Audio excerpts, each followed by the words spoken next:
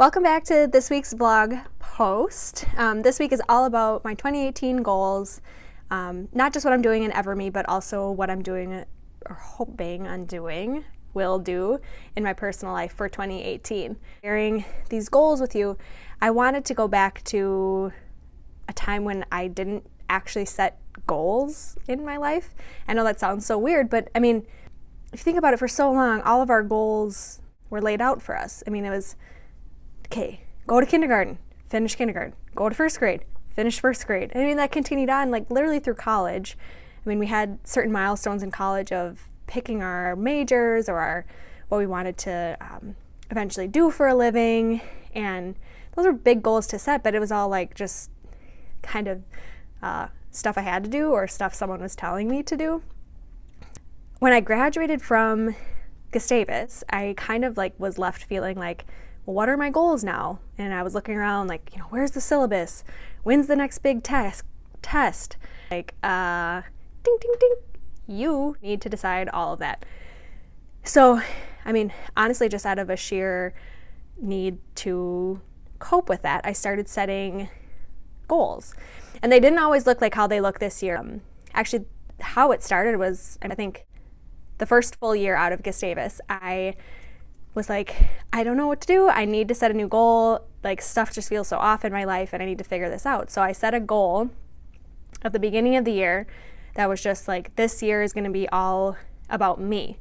And I know that sounds kind of selfish, but I needed to be really selfish. I needed to start making those decisions for myself, and setting that goal was like so liberating for me because it was the start of really taking the time to figure out what it was that I really wanted. What that goal looked like in that year was a lot of, do I really want to do this or not? Am I doing this because someone else wants me to do it or because it was really important to me? It just raised a lot of questions in my life, and that was huge for me. I really needed that because, like I said, when I graduated, I was pretty lost. No one was setting these goals for me anymore. The next couple of years kind of continued on like that. I had a statement or something that I would go off of during the year, and that was super helpful to just kind of keep me on track and make sure that I was feeling like I was doing what I really wanted to be doing. And then the magical thing about goal setting is I all of a sudden started doing these, or not all of a sudden, this is after like hours and hours of podcasts and reading motivational books and trying to get myself unstuck. I started doing what I now blog about, a quarterly personal retreat. And those retreats are centered around 90-day goal setting. I take time to reflect on the past 90 days, the next 90 days, have this whole system. I'll bring it to the vlog at some point. But anyway, this started in Q4 of 2015. And halfway through that first period of actually setting 90-day goals, I decided I was going to start Everme. If that doesn't explain the power of setting goals and being really intentional with our life, I don't know what else can demonstrate that.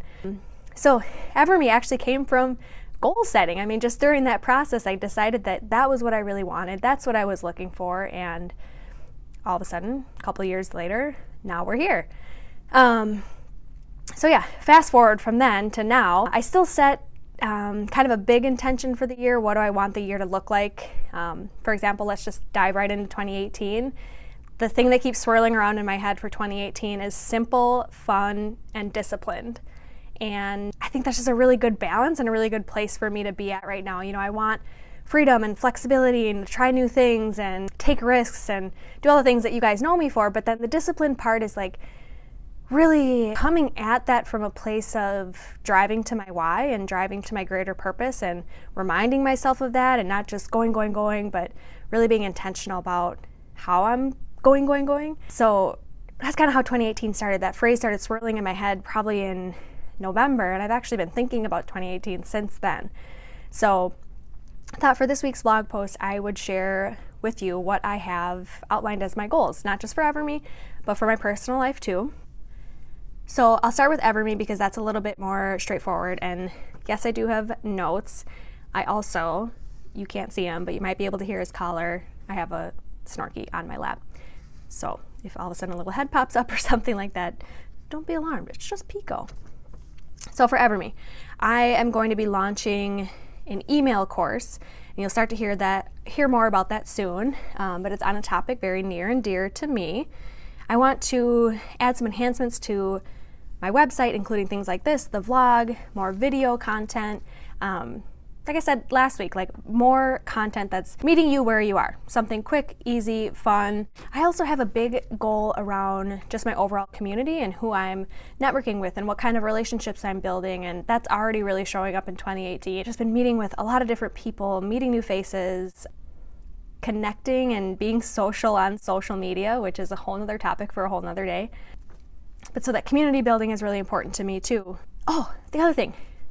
A huge part of Everme this year is going to be actually launching a quarterly personal retreat program for you to be able to use as well. I mean, I don't want to be the only one that's reaping the benefits of this awesome process. And I know I've blogged about it, I know I've talked about it before, but I want to make it more accessible, more easy for you to use and apply to your life every 90 days. How awesome is that going to be?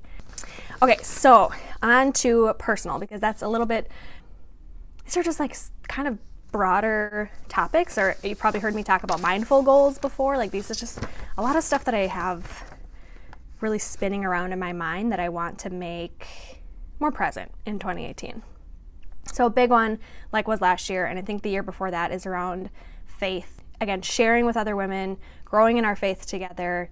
Really, what I used to say last year a lot was, okay, for faith, I'm going to go to church every Sunday. But like, I wasn't thinking about why that was important or what that would even mean. And I failed at it every single time. Every single time I set that goal, never happened. I think I went to church besides holidays 5 times last year. I mean, I listened to online podcasts and things like that, but it was like one of those goals where I'm just like, I keep setting this goal, I keep failing at it, and now it's the time to just like step back and think about what I'm really meaning when I say that. And I think it's, again, similar to Everme, tied to really fostering that community around faith and what my faith means to me. Oh, so this goes into a couple different categories. You can put it in friends, you can put it in fun, you can put it in family, but just the phrase that came to mind was just purposeful connection. So for example, instead of going to the bar on Saturday night with a big group of girlfriends, can we get up on Saturday morning and go for a run? That sounds way more intriguing and way more in alignment with me right now than the former option. Oh, I had a lot in mind and body. So a lot of physical goals again. Running will certainly be a part of that. Really thinking about what goes in my body, like the food that I use to fuel my body.